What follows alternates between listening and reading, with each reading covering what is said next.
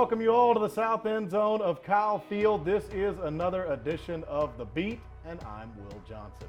We begin in our lounge talking Texas A&M softball. Over the weekend, they went out to Cathedral City, California for the Mary Nutter Classic. The Aggies played 5 games, 4 against ranked opponents, and they won them all. Texas A&M softball at the moment, 15-0 on the year. We have with us head coach Joe Evans and pitcher Samantha Schall. What a terrific outing in Cathedral City, guys. Coach, first of all, I know you're confident in your team. You like what you had already going out there, but it's hard to expect 5 wins against that grouping of competition. Yeah, it really is. Great competition, and going into it, we hadn't played that caliber of teams, so you're kind of thinking, okay, how do we match up? Are we really as good as we think we are? And to go out there and get to play ranked teams, especially the #1 team in the nation, and to have the success that we had, and to have it come in so many different ways. It wasn't just one person, but the way we competed and played, I'm really proud of our team. And Samantha, one of the games in particular, you guys beat Florida State, the #1 team in the country. You had 15 strikeouts in the circle in that contest, helped you become the SEC Pitcher of the Week, by the way. Did you have a good feel early in that contest about what you were throwing? Yeah, I went out there and I was just as comfortable as I've ever been. I didn't have any idea of how many strikeouts I had throughout any point of the game, but I just went out there and I followed what Coach Dill told me to do, and luckily it worked out. Now, here's the thing though, the next day, you throw another memorable moment in there. You guys are playing Arizona State. You hit the walk-off double, the game winner. Describe that feeling knowing what you were coming off against Florida State to do that against Arizona State. Yeah, I mean, all my at-bats in that game were really good. I didn't get on base in any of the ones before that, so I was just going up there and trying to put the ball in the outfield to score at least one. And luckily, I just hit it over the center fielder's head, and Sarah was running hard enough to score from first. Now, one of the wins over the weekend was against Long Beach State. Coach, you got your 800th in your career. When you hit milestones like that, what do you reflect on? Well, the fun thing with the 800 is, it's my 800th at A&M. So, when you have the overall career, you're thinking about all your players from all the programs. And at A&M, here I just get to think about A&M and what it feels like to have the privilege to coach here, and just think about all the players who have played here and the staffs that I've worked with. It just, none of this ever happens. These milestones, every coach knows, they don't happen unless you have great players and you have great staffs and you have a university who supports you. So I have all of those things, and so it was fun. I didn't realize it was the 800th A&M win, so that made it fun, and my players were gracious and excited, and their parents were excited. So it was a fun experience, and then to have my family there, that made it that much more special. Great stuff out in California, guys. Texas A&M 15-0. Houston Wednesday, and then the tournament here over the weekend. Best of luck. Thanks a lot. Joe Evans, Samantha Schall with Texas A&M softball. Back in a moment on The Beat.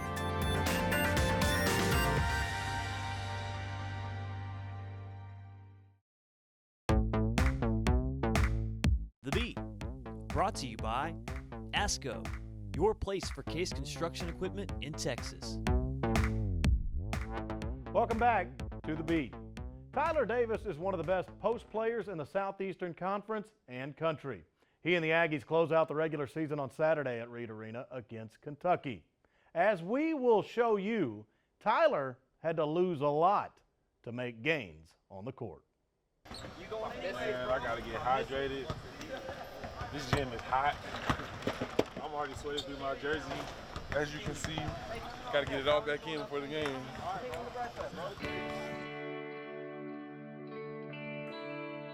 For Tyler Davis, taking care of his body hasn't always been a priority.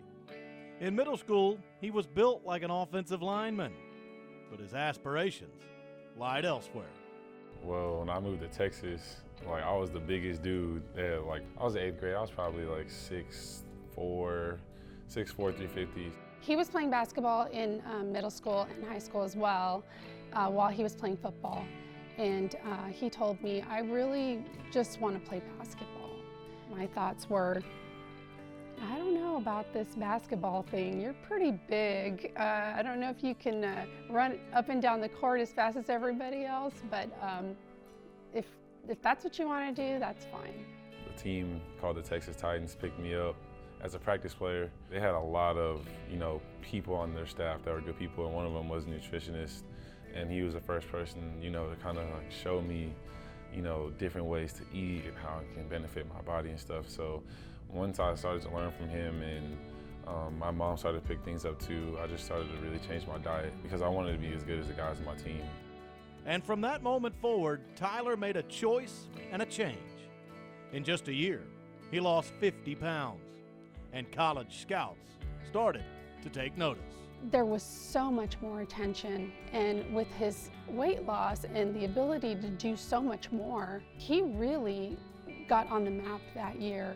And just in one summer, he was already the number 6 center in the nation. Nobody knew who he was before that. And it didn't take long for Texas A&M to get to know Tyler Davis. He came up one weekend unofficially with his mom, after July, and, kind of fell in love with, A&M.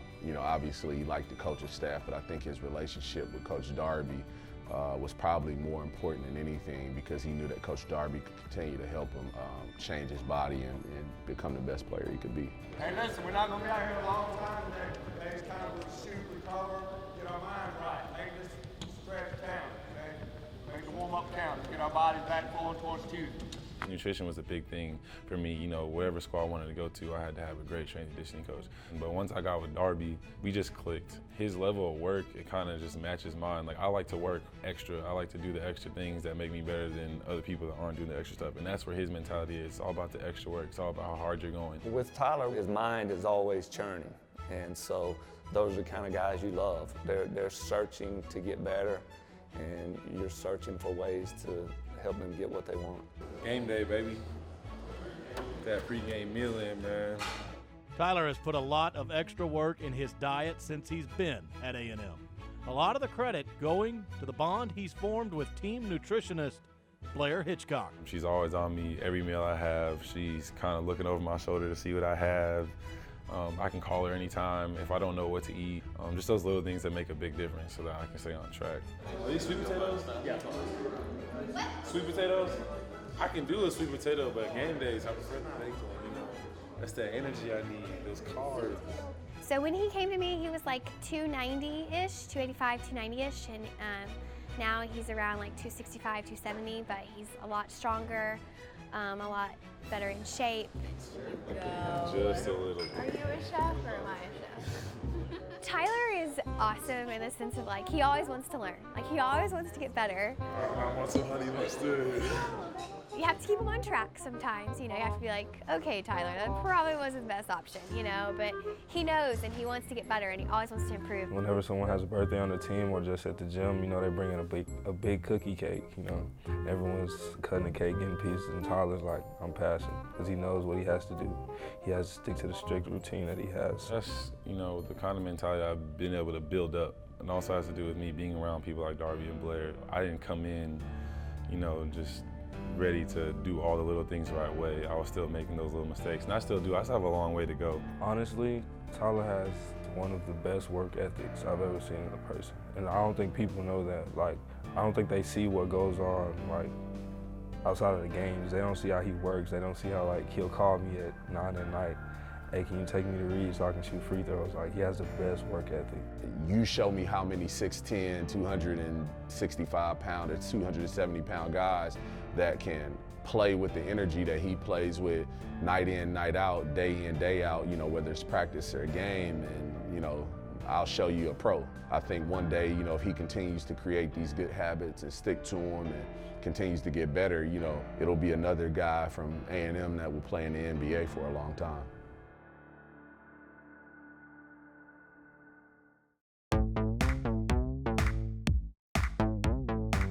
We welcome you back this week. Texas A&M football begins spring practice. Now, if you're wondering, the season opener is September 2nd in the Rose Bowl against UCLA. That is a long time from now. The Aggies plenty of work to do till then. A lot of these efforts are going to be spearheaded by one of our new coaches on Kevin Sumlin's staff. He will be in charge of the secondary, and we welcome Ron Cooper to our set right now. Coach, certainly great to have you in Aggieland. Thanks for taking the time. Thank you. Glad to be here.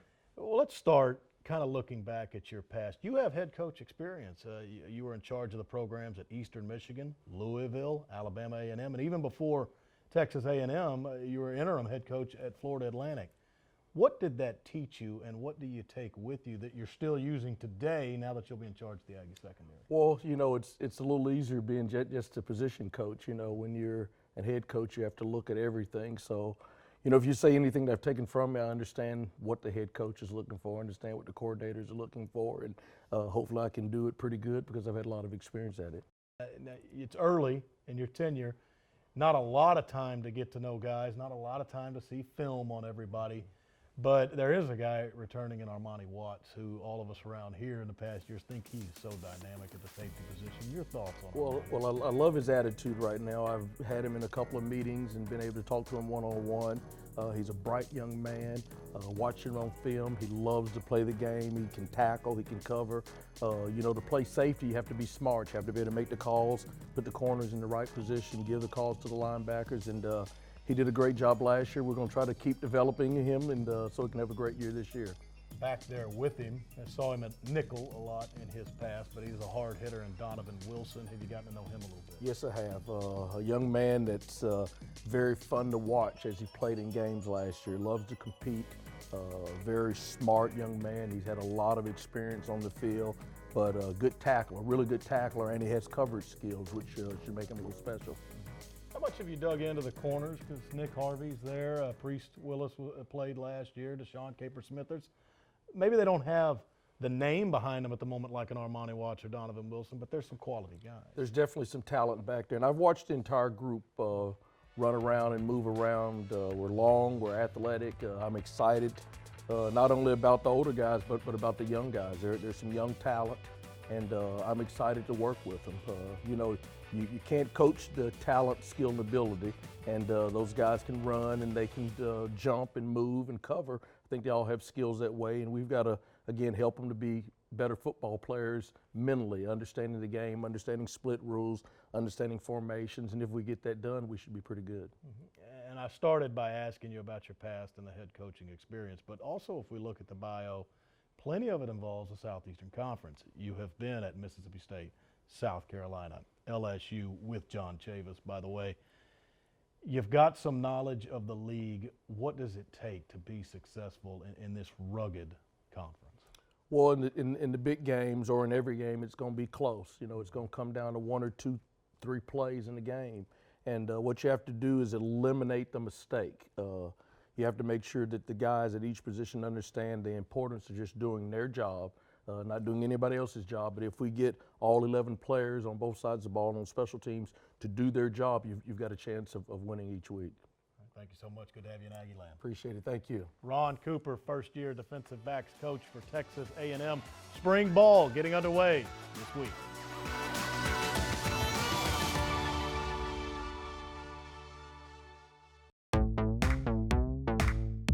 The Beat, brought to you by Memorial Hermann, official sports medicine partner of Texas A&M Athletics. We welcome you back to 12th Man Studios. Texas A&M women's basketball is on their way to the SEC tournament. Their first game in the bracket is Thursday night. After the SECs, it's on to the NCAA tourney. And for these seniors on the women's basketball team, it's their last chance to dance. I have to say, you know, I've been through a lot, you know, these 5 years I've been here. And the 12th man and the coaches, they have never, given up on me since the day I walked in the door. You know, it's been a long road, and, you know, getting to play behind Courtney Walker and Jordan Jones and Chelsea Jennings, you know, that's something that I've really taken advantage of, and I think me and Curtis both have really blossomed from that. There's really no words to describe what this year has meant to me. I think both, you know, amazing and incredible would be understatements. This year has just been an incredible opportunity just to play alongside these amazing teammates, amazing athletes, and just amazing people. It's the best thing about being a student athlete is getting to know your teammates and becoming a family.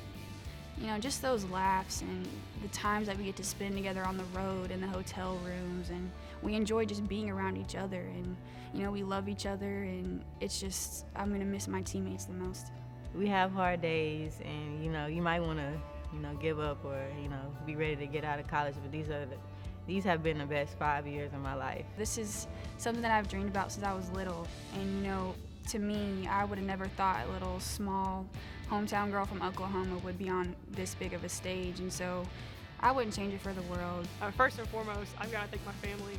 They've been super supportive of me throughout my entire time at Texas A&M, no matter if it was in the Corps or with the basketball team or any other student organization in between. They were always right there supporting me. I want to thank all the coaches just for, you know, being there for me.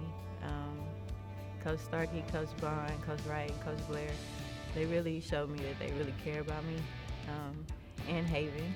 So I really want to thank them from the bottom of my heart. I just want to say thank you to the 12th man. You know, they were there for every single home game, even away games. You know, they were always there for us through the ups and downs. I want to say thank you to my mom and dad. You know, they were my rock. They were always there for me.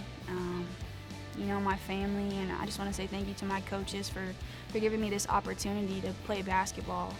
And to play basketball on a stage like this is something that little girls dream of, and they gave me that opportunity, and I just want to say thank you to all the teammates that I've had. It's been special, and I'll never forget this. Aggie women's basketball's senior class ready for March Madness. The SEC and NCAA tournaments are out in front of us. We're back in a moment to close the show.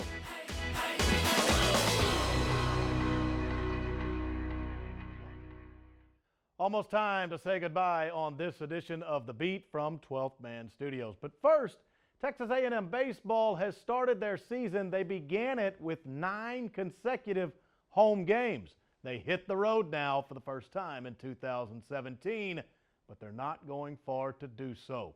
The Aggies this weekend will be at Minute Maid Park, the home of MLB's Houston Astros, to take on some in-state brethren. There'll be a lot of history in the ballpark, that's for sure, with these 3 opponents. First time A&M ever took on Texas Tech on the diamond, 1929. First meeting with TCU, 1906. And you got to go all the way back to 1904 to find the first time A&M played Baylor in baseball. Certainly some nostalgia in Houston this weekend, and an all-important one for Texas A&M baseball. We have run out of time on this edition of The Beat. We will certainly see you next week.